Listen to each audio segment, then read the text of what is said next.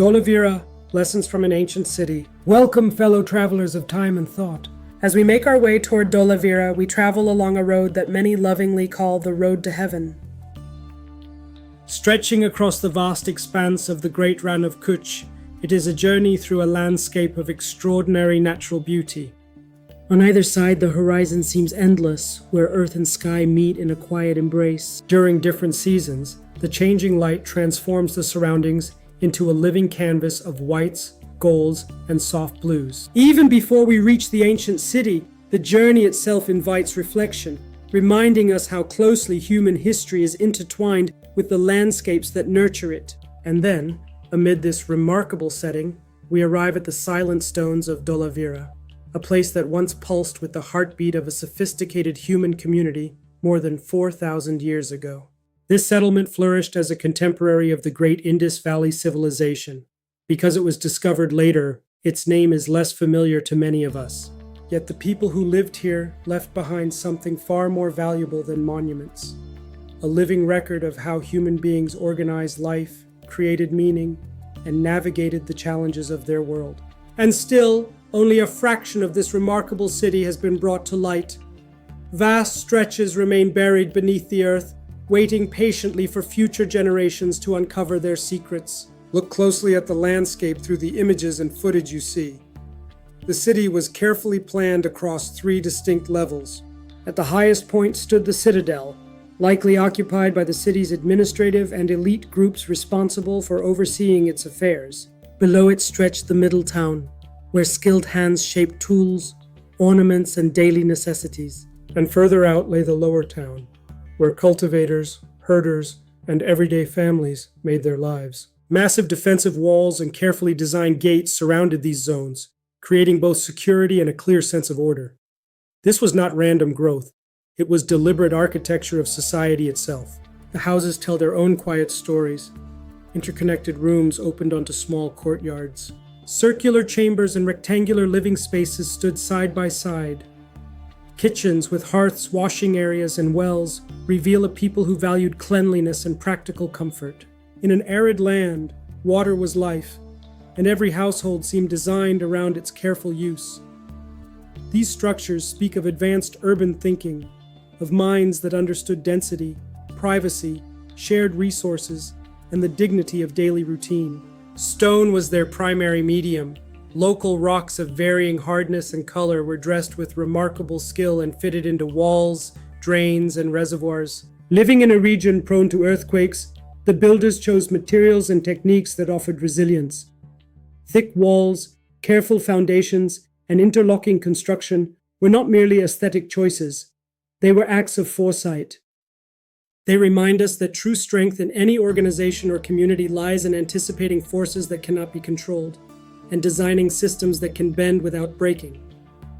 Water management stands as one of their greatest achievements. In a landscape of seasonal streams and uncertain rains, the people of Dholavira constructed at least 16 large reservoirs, integrated into the very fabric of the city.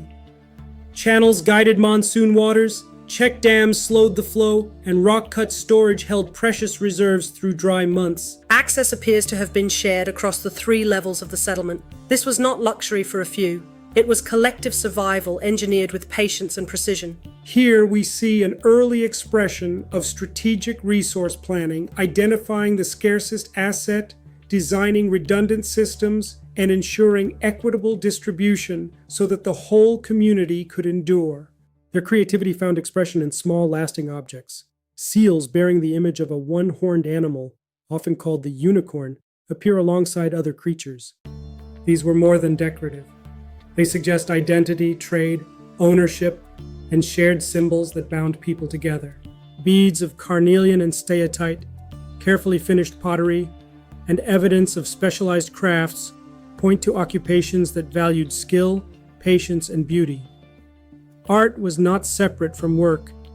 It was woven into the economy and the sense of self. Governance and social organization reveal a society capable of long-term coordination. The 3-tier layout implies hierarchy, yet the shared water systems and public spaces, such as the large ceremonial ground that may have served gatherings, markets, or celebrations, suggest mechanisms for collective purpose. Leadership here was not only about command, it was about stewardship of scarce resources, maintenance of order, and the quiet cultivation of trust across different groups. The people understood interdependence. The administrator needed the craftsperson needed the cultivator, and everyone needed reliable water and security. To the west of the city lies the burial ground. Many of the structures are memorials rather than simple graves, cenotaphs of different forms, including hemispherical mounds that seem to honor memory itself. These quiet spaces speak of how the community faced death, with ritual, continuity, and respect for those who came before. A civilization that takes time to remember its dead is one that understands the long arc of human purpose. Then, after more than 1,000 years of continuous life, the city gradually changed. Periods of decline, temporary abandonment, and eventual migration followed. Climate shifts, prolonged drought, possible earthquakes, or other pressures may have played their part. The people did not vanish overnight. They adapted, moved, and carried their knowledge elsewhere. The stones remained, and still today, vast stretches of the site lie unexcavated, holding untold chapters of this human story beneath the surface. What, then, does this distant community offer us today? First, the power of intentional design.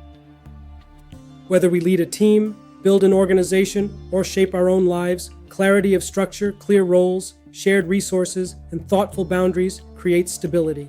Second, the wisdom of scarcity.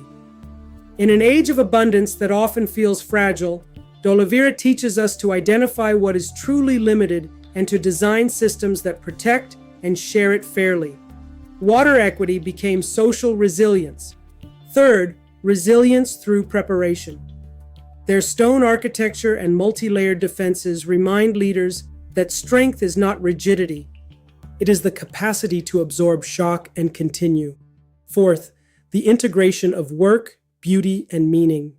When craftsmanship and daily labor carry symbols and care, people find dignity. Modern organizations that reconnect purpose with practice unlock deeper commitment. Fifth, the long view. Civilizations rise, adapt, and sometimes transform. The same is true of careers, companies, and personal journeys. Migration is not always failure, it can be the next chapter of growth. And the knowledge that so much still lies hidden reminds us that learning is never finished. There is always more to discover, more to understand, and more to apply. History is not a closed book of dates and ruins.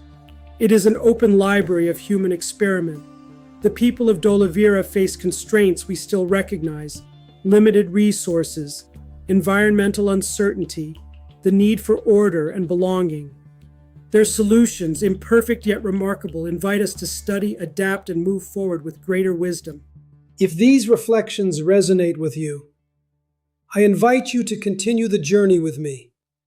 Subscribe to my channel, Dreams and Miles. Like this video and click the bell icon so we can explore more of the world's living past together.